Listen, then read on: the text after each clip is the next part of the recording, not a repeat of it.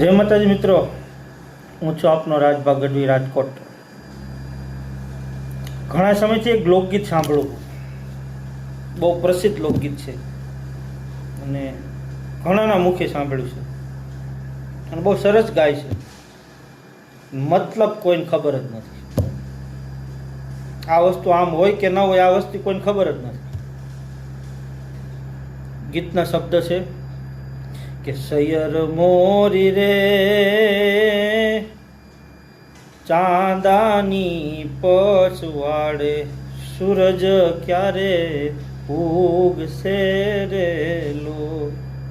સૈયર એને જવાબ આપે છે કે ઉગશે સાતમને સોમવારે આઠમની મધરાતે રે લોલ.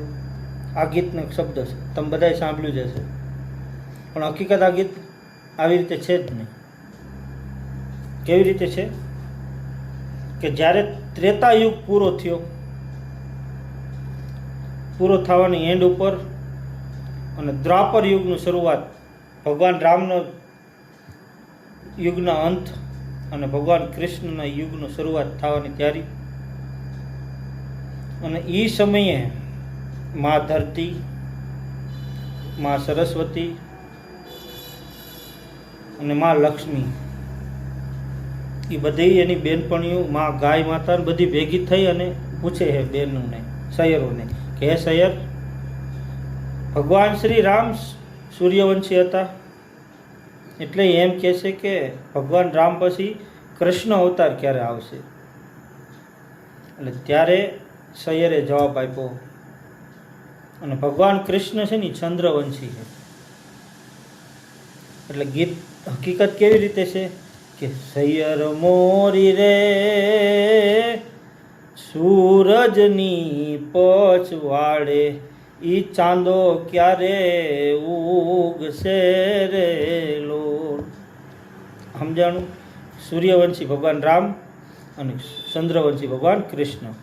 પછી હજી તમને એક વસ્તુ સમજાવું કે જ્યાં તમને એમ પાકું થઈ જશે કે ના આ ગીત આવું જ રીતે હોય કે ઉગશે સાતમની સોમવારે આઠમની મધરાતે રે લો. તો મધરાતે સૂરજ ના ઉગે, મધરાતે ચાંદો જ ઉગે, અને મધરાતે 12 વાગે ભગવાન કૃષ્ણનો જન્મ થયો ને એ ચંદ્રવંશી ભગવાન કૃષ્ણ. તો સમજો, ગીતનો ભાવાર્થ સમજો.